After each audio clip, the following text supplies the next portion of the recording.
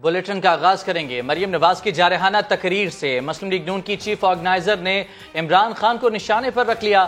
اسلام آباد میں تنظیمی کنونشن سے خطاب کرتے ہوئے بولیں، سلیکٹرز گھر چلے گئے، انہوں نے دونوں ہاتھوں سے کان پکڑ لیے۔ اب آپ کو فکر ہونی چاہیے، آپ کی کہانی اور سازشوں کا دور ختم ہو گیا۔ جتنے مرضی پلاسٹر لگا لو، گھڑی چوری، انگوٹھیوں اور فورن فنڈنگ کا حساب دینا پڑے گا۔ IMF کے مجرم کو عوام کے کٹہرے میں کھڑا کریں، پوچھیں ملک کو کیوں گروی رکھا گیا۔ سوال اٹھایا، رات کے اندھیرے میں ایوان صدر میں ملاقات کیوں کی تھی؟ ملاقات کامیاب نہیں ہوئی تو سب میر جعفر ہو گئے۔ الیکشن سے وہ ڈرتا ہے جو سلیکٹ ہو کر آیا ہو۔ مسلم لیگ نون الیکشن سے نہیں ڈرتی، ہم الیکشن ہارنے نہیں جیتنے کے لیے میدان میں اترے ہیں۔ آج مان گیا ہے، کہتا ہے کہ ایوان صدر میں نے ملاقات کی تھی۔ چھپ چھپ کے رات کے اندھیرے میں ملاقات کیوں کی تھی؟ وہ اس لیے کی تھی کہ شاید دوبارہ سے سازش کرنے کا موقع مل جائے، اور وہ ملاقات کامیاب نہیں ہوئی تو آج سب میر جعفر بھی ہو گئے، میر صادق بھی ہو گئے۔ الیکشن سے وہ ڈرتا ہے جس کی جو سلیکٹ ہو کر آیا ہے۔ الیکشن سے سلیکشن والے ڈرتے ہیں، مسلم لیگ نون نہیں ڈرتی۔ یہ بھی سن لو، وہ جو 2018 میں تمہاری سلیکشن کمیٹی تھی نا، وہ اب ٹوٹ گئی ہے۔ اب تمہیں فکر ہونی چاہیے، سلیکٹرز گھر چلے گئے ہیں، اور نہ صرف گھر چلے گئے ہیں بلکہ دونوں ہاتھوں سے انہوں نے اپنے کان پکڑے ہوئے ہیں۔ تو اب آپ کی کہانی ختم، سازشوں کا دور ختم، سلیکشن کمیٹی ختم۔ وہ جو بابا رحمت تھا نا، بابا رحمت جو اپنے آپ کو کہتا تھا، وہ بابا رحمت اس قوم کے لیے سب سے بڑا بابا زحمت بن گیا۔ جتنے چاہے ٹانگ پہ پلاسٹر چڑھاؤ، گھڑی چوری کا بھی حساب دینا پڑے گا، اپنی اولاد کا بھی حساب دینا پڑے گا، خانہ کعبہ کے نشان والی تصویر والی گھڑی بیچنے کا بھی حساب دینا پڑے گا، فارن فنڈنگ کا بھی حساب دینا پڑے گا، اور جو آپ کی بیگم صاحبہ نے 5 کیرٹ کے ہیروں کی انگوٹھیاں رشوت میں لی ہیں، اس کا بھی حساب دینا پڑے گا۔ جس نے ملک کو تباہ کیا ہے وہ اب اپنے مستقبل کی فکر کرے اور بنی گالا میں بیٹھ کر اللہ اللہ کرے۔ اور chairman P T I Imran Khan کے سابق آرمی چیف پر بھی الزامات۔ کہا، جنرل ریٹائرڈ قمر جاوید باجوہ خود تسلیم کر رہے ہیں کہ پی ٹی آئی کی حکومت انہوں نے گرائی ہے۔ فوج کے اندر اس معاملے کی انکوائری ہونی چاہیے۔ وائس آف امریکہ کو دیے گئے انٹرویو میں عمران خان نے کہا کہ ملک میں صاف شفاف الیکشن ممکن نہیں کیونکہ الیکشن کمیشن اور ادارے ملے ہوئے ہیں۔ رہنما نون لیگ خواجہ آصف کے خلاف حتیٰ کہ عزت کے کیس میں عمران خان کی ویڈیو لنک پر پیشی۔ ایڈیشنل سیشن جج کے روبرو اعتراف کیا کہ پی ٹی آئی اور شوکت خانم کے پاس عطیات کے جائز یا ناجائز ہونے کی جانچ کا کوئی طریقہ کار موجود نہیں ہے۔ خواجہ آصف کے وکیل نے جرح مکمل کی تو عمران خان نے ان کی تعریفوں کے بھی خوب پل باندھے۔ آپ کو رپورٹ دکھاتے ہیں اسلام آباد سے اسلم کھوکر کی۔ وزیر دفاع خواجہ آصف کے خلاف 10 ارب روپے ہرجانے کا کیس، درخواست گزار عمران خان ویڈیو لنک کے ذریعے پیش۔ وکیل صفائی علی شاہ گیلانی کی جرح کے دوران چیئرمین پی ٹی آئی نے بڑے اعتراف کر لیے۔ عمران خان نے تسلیم کیا کہ 2008 میں شوکت خانم کے فنڈ سے $3 ملین کی سرمایہ کاری کی گئی، رقم ایچ بی جی گروپ کے پاس رہی جو 2015 میں واپس ملی۔ معلوم نہیں ایچ بی جی گروپ کے chief executive Imtiaz Haidari P T I کے ڈونرز تھے یا نہیں، شیخ سلیم المشانی کو نہیں جانتا۔ خواجہ آصف کے وکیل نے یاد دلایا کہ آپ نے عمانی شہری شیخ سلیم المشانی کا نام ہرجانے کے نوٹس میں خود لکھا جو امتیاز حیدری کے پارٹنرز ہیں۔ ریکارڈ کے مطابق 2009 اور 2010 میں عمان پروجیکٹ میں $18 ملین ڈوبا۔ عمران خان نے اعتراف کیا کہ فنڈز اکٹھا کرنے کے لیے ووٹن T20 کپ میں خود شرکت کی اور 2 آف شور کمپنیوں میں شوکت خانم اسپتال کا پیسہ لگایا۔ پی ٹی آئی اور شوکت خانم کے پاس ایسا کوئی طریقہ نہیں جس سے عطیات کے جائز یا ناجائز ذرائع کا پتہ چلایا جا سکے۔ چیئرمین پی ٹی آئی نے وزیر دفاع کے وکیل سے کہا، یہ کیس کچھ نہیں تھا، صرف آپ کی مہارت کی بنیاد پر بنایا گیا، آگے چل کر میں آپ کو ہی وکیل کروں گا۔ مزید سماعت 4 مارچ تک ملتوی کر دی گئی۔ منی لانڈرنگ کیس میں اسپیشل سینٹرل جج نے آج کی سماعت کا تحریری حکم نامہ جاری کر دیا ہے۔ عدالت نے سلیمان شہباز اور طاہر نقوی کو آئندہ سماعت پر بطور ملزم طلب کر لیا ہے۔ ضمنی چالان میں ایف آئی اے نے سلیمان شہباز اور طاہر نقوی کو ملزم قرار نہیں دیا تھا۔ ارشد علی سے مزید جانتے ہیں۔ ارشد، بتائیے معاملے کی مزید کیا تفصیلات ہیں؟ जी बिल्कुल, जो है वो स्पेशल सेंट्रल अदालत के जज बख्श फखर बहजाद ने जो है वो मनी लॉन्ड्रिंग के मुकदमे का आज की समाअत का तहरीरी हुक्मनामा जारी करते हुए सलमान शहबाज और ताहिर नकवी को आइंदा समाअत पर बतौर मुल्ज़िम जो है वो तलब कर लिया है। अदालत ने 50-50 हज़ार रुपए के मुचलके जमा करवाने के भी अहकामात जारी किए हैं। अदालत ने सलमान शहबाज और ताहिर नकवी के खिलाफ ये कहा है कि दोनों के खिलाफ मवाद मौजूद है, और इसके साथ साथ अदालत ने अपने फैसले में ये भी लिखा है कि शहबाज शरीफ और हमजा शहबाज को गुज़िश्ता साबिक जज ने उनको बरी किया था, लिहाजा उस मामले को डिस्कस नहीं करना चाहता। अदालत ने यह भी कहा है कि आइंदा समाअत पर मुतल्लिका अफसरान जरूरी दस्तावेजात अदालत में जमा करवाएं और जमा कराएं। बहुत शुक्रिया आपका तफसीलात के लिए अरशद। और अभी खबर यह है कि इदारों में बगावत पर उकसाने के मुल्जिम शहबाज गिल की बरियत की दरख्वास्त मुस्तरद हो गई है। इस्लामाबाद की सेशन अदालत ने पीटीआई रहनुमा पर फर्द जुर्म आयद करने के लिए 27 फरवरी की तारीख को मुकर्रर कर दिया है। फर्द जुर्म के लिए मुल्जिम को पेश होने का हुक्म भी दे दिया गया है। शहबाज गिल के खिलाफ इदारों में बगावत पर उकसाने का केस है। बरियत की दरख्वास्त को मुस्तरद किया गया है शहबाज गिल की, जबकि आपको बताएं कि इस्लामाबाद की सेशन अदालत ने पीटीआई रहनुमा पर फर्द जुर्म आयद करने के लिए 27 फरवरी की तारीख भी मुकर्रर कर दी। नैब के हुकूमत खाने में दुश्मन भी ना जाए। वज़ीर आज़म पाकिस्तान मियाँ शहबाज शरीफ ने बाब पाकिस्तान की इफ्ताही तकरीब में बड़ी दुआ कर दी। कहा कि नैब की क़ैद में इंसाफ का कत्ल होता है। पिछले दौर में बेगुनाह लोगों को चुन चुन कर दीवार से लगाया गया, लेकिन बेशुमार तरक्याती मंसूबों में अरबों रुपए का गबन हुआ, इसके बावजूद कुछ नहीं हुआ। जिसकी लाठी उसकी भैंस का निज़ाम दफन करना होगा, वरना मुल्क तरक्की नहीं कर सकता। मेरी हमेशा के लिए दुआ है कि नैब के हुकूमत खाने में कोई ना जाए, क्योंकि वहां पर जो नाइंसाफी रवा रखी गई, इंसाफ का कत्लेआम हुआ, तो दुश्मन भी नैब के हुकूमत खाने में ना जाए। पिछले अदवार में बेगुनाह लोगों को चुन चुन कर दीवार से लगाया गया और उनको नैब के हुकूमत खानों में भिजवाया गया, अरबों रुपए का गबन हो गया। क्या नैब ने उनको बुलाकर पूछा भी? ये है वो डबल स्टैंडर्ड्स जिसने पाकिस्तान को इस तबाही के दाने पहुंचाया, जिसकी लाठी उसकी भैंस।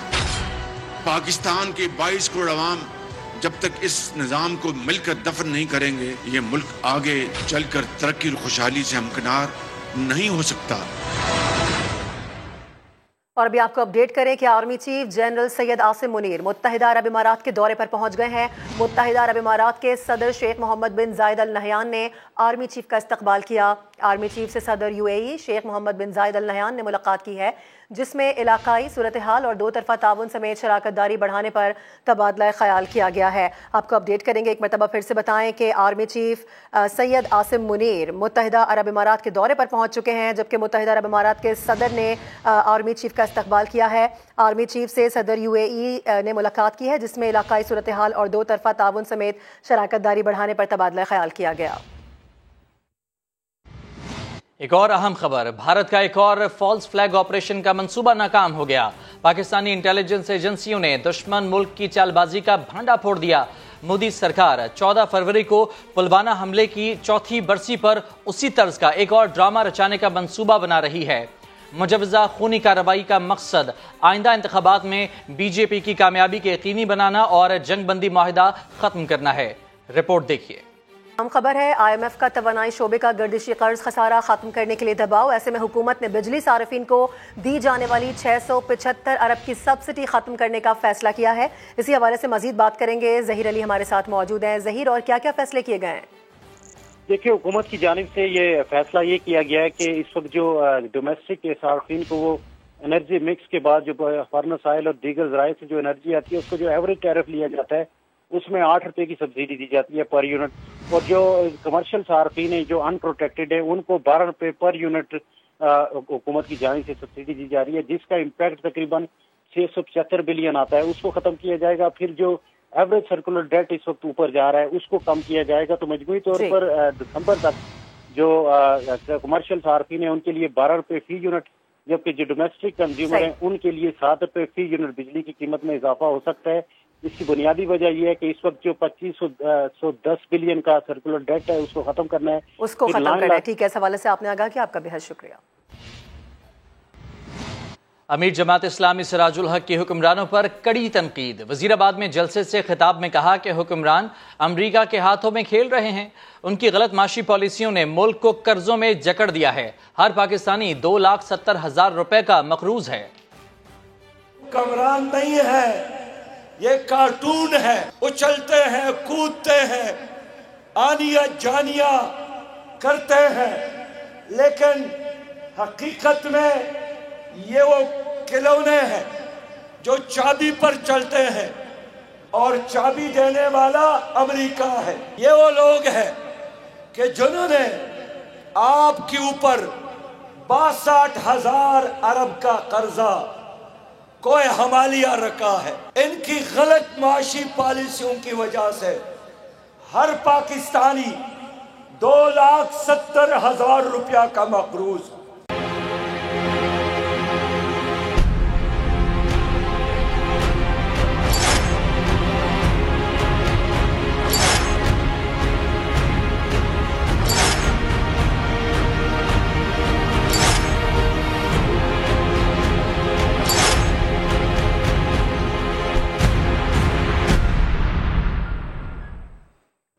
ترکی اور شام میں زلزلے کی قیامت خیزی، مجموعی اموات کی تعداد 25,000 سے زائد ہو چکی ہے، 1 لاکھ سے زائد زخمی ہیں، جبکہ اقوام متحدہ کے مطابق 2,44,00,000 سے زائد افراد زلزلے سے متاثر ہیں۔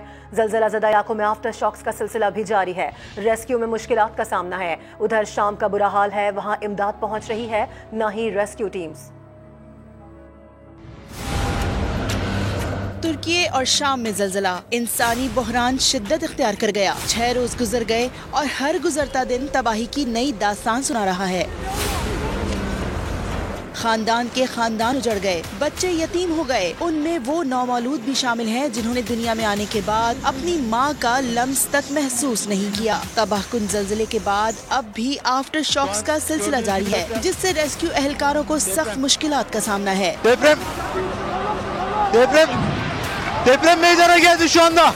زلزلے نے ترکی کو 3 کلومیٹر تک مغرب میں سرکا دیا۔ شام کا تو زیادہ برا حال ہے، اقوام متحدہ کے مطابق شام میں 65 لاکھ سے زائد افراد بے گھر ہو چکے ہیں۔ خانہ جنگی کا شکار شمال مغربی شام کا یہ علاقہ، جہاں کی 90% آبادی پہلے ہی امداد پر جی رہی تھی، زلزلے نے اب یہاں حسرت و یاس کے سوا کچھ نہیں چھوڑا ہے۔ خانہ جنگی اور بشار الاسد کی حکومت کی جانب سے گولہ باری سے بھاگتے بھاگتے یہ لوگ سوچتے تھے کہ اس سے برا تو کچھ نہیں ہو سکتا، لیکن زلزلے کے بعد صورتحال المناک ہو گئی ہے۔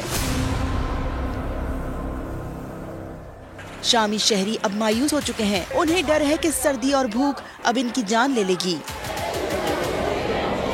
وہاں سے لوگ اپیل کر رہے ہیں کہ ملبے تلے دبے بچے دہشت گرد نہیں، خدارا انہیں تو بچایا جائے۔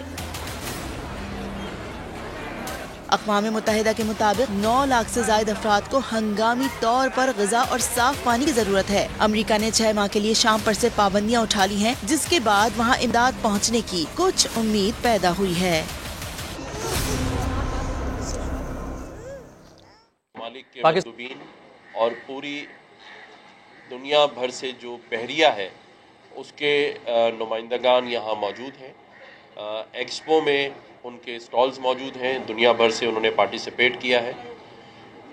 یہ ایکسرسائز جاری ہے اور MQM پاکستان کی طرف سے کل بروز اتوار ایک غیر معینہ مدت کے لیے دھرنے کا اعلان کیا گیا تھا، جس کی خالد بھائی نے بتایا کہ پوری تیاری مکمل ہو چکی ہے۔ تمام ان کے کارکنان، ان کے لوگ اس بات پہ بضد تھے اور رابطہ کمیٹی نے بھی یہ فیصلہ کر لیا تھا کہ وہ ایک غیر معینہ مدت کا دھرنا دینے جا رہے ہیں، جس میں ان کا وہی مطالبہ جو کہ آپ سب کے سامنے پہلے آ چکا ہے۔ خالد بھائی رابطہ کمیٹی کے ساتھ کئی دفعہ گورنر ہاؤس بھی آئے اور انہوں نے ہمیشہ یہ بات رکھی کہ ایک ایگریمنٹ جس کے اندر یہ طے شدہ بات تھی، دستخط شدہ بات تھی، اور اس کا 7ویں نمبر پر جو ایک لکھا گیا تھا کہ ڈی لمیٹیشن کا جو ایشو ہے اس کو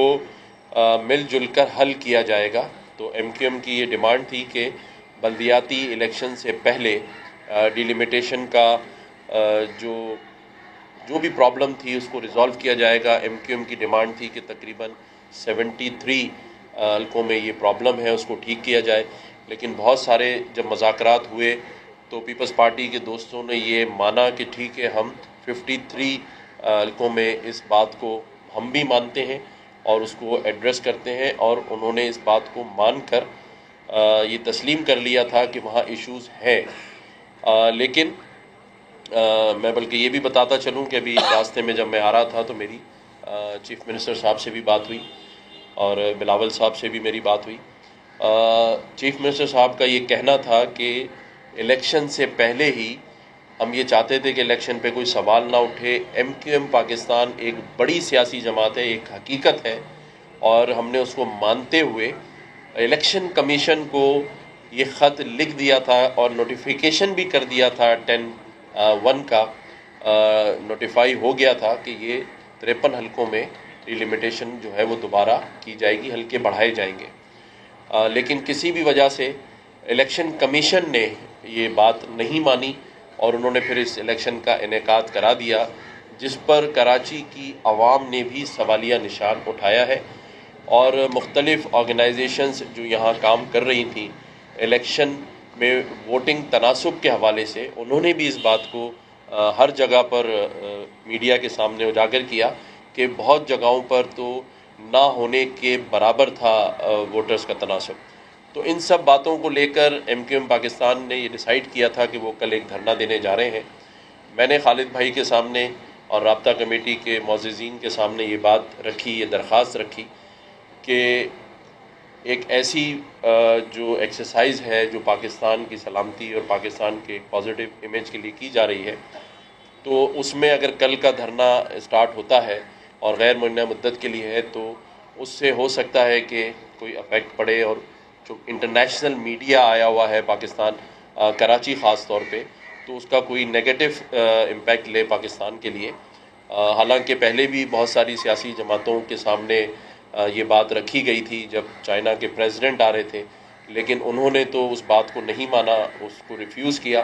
لیکن میں نے خالد بھائی کے سامنے یہ درخواست رکھی ہے وفاق کی طرف سے، ہماری پاک بحریہ کی طرف سے بھی، کہ اس کو آپ کنسیڈر کریں، اور میں سمجھتا ہوں جو بھی مذاکرات کرنے ہیں یا نہیں کرنے ہیں پیپلز پارٹی سے، وہ MQM اور اس کی رابطہ کمیٹی کی صوابدید ہے، لیکن اس حد تک کہ 14 تاریخ تک یہ امن ایکسرسائز چل رہی ہیں، میری یہ درخواست تھی اور وفاق کی طرف سے کہ اس کو فی الحال مؤخر کیا جائے، تاکہ کوئی ایسا پوائنٹ یا ایشو کسی کو نہ ملے پاکستان کے خلاف کہ جی پاکستان میں ایک اتنی بڑی دنیا بھر سے بحریہ اور مندوبین موجود ہیں، لیکن ایک پولیٹیکل پارٹی جو ہے وہ ایک دھرنا دے رہی ہے۔ تو باقی بات خالد بھائی کریں گے، میں نے ان کے سامنے یہ درخواست رکھی تھی، خالد بھائی بات کریں۔ جی بہت بہت شکریہ۔ آپ سب کے علم میں ہے کہ ہماری جو زندگیوں کا مقصد اور اس پوری جد و جہد کی بنیاد اسی ترجیح ہے کہ سب سے پہلے پاکستان، اور ہم یہ سمجھتے ہیں کہ سب سے پہلے پاکستان بھی سب سے اہم بات اس شہر کے حوالے سے کہ جس کی وجہ سے جو آج بھی یہاں سے سیاسی اور اقتدار کا حکومت کا دارالخلافہ اور کیپٹل کی شفٹ ہونے کے باوجود آج تک کراچی پاکستان کا اقتصادی، معاشی، صنعتی، تجارتی، کاروباری اور نظریاتی کیپٹل ہے۔ اس کے امن کے ساتھ، اس کی ترقی کے ساتھ، اس کی خوشحالی کے ساتھ براہ راست پاکستان کا استحکام اور پاکستان کے استحکام کی ضمانت اس سے وابستہ ہے۔ ہم جو انہوں نے بات کی ہے، ہم ایسے تمام معاملات پر ہم نے اپنے تمام سیاسی مفادات جو کہ ہیں بھی نہیں ہمارے، وہ عوام جس کے لیے ہم یہ جد و جہد کر رہے ہیں، ہم نے پاکستان کی خاطر قدم قدم پر بار بار اپنے حق سے دستبردار ہو کر پاکستان کو آگے رکھا ہے۔ آپ تاریخ بھی دیکھ لیجئے کہ بہت سے لوگوں نے یہ دیکھتے ہوئے بھی کہ اسلام آباد میں بڑا اہم غیر ملکی دورہ ہو رہا ہے سربراہان کا، اپنے دھرنے کو کسی بھی صورت میں پاکستان کی قیمت پہ بھی उस धरने को उन्होंने डिले नहीं किया था, मौखर नहीं किया था, तब्दील नहीं किया था। हम फिर पाकिस्तान और पाकिस्तान की मोहब्बत के खातिर ये कुर्बानी देने को तैयार हैं। लेकिन ये बात याद रखी जाए कि जो हमारा मुतालबा है ये एमक्यूएम का मुतालबा नहीं है, इस शहर का हक है जिस पे बात कर रहे हैं।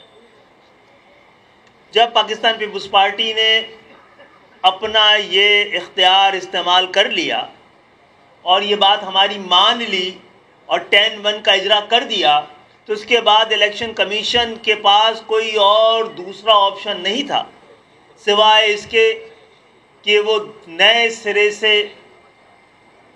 असर नौ हल्का बंदियाँ करती कराची में।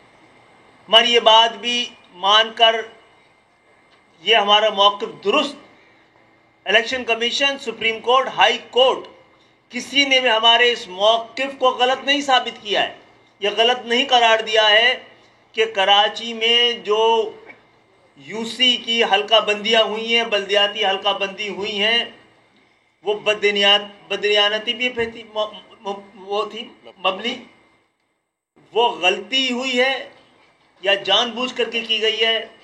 कराची की मौजूदा जो आबादी डिक्लेयर की गई है उस लिहाज से कम 103 से 110 यूसी कम की है। और जब मज़ाकरात हुए तो हमने कहा कि बॉटम लाइन ये है कि आपको कम से कम 73 सीटें, 73 यूसी की हल्का बंदियों में के ज़रिए इसमें इजाफा किया जाना चाहिए।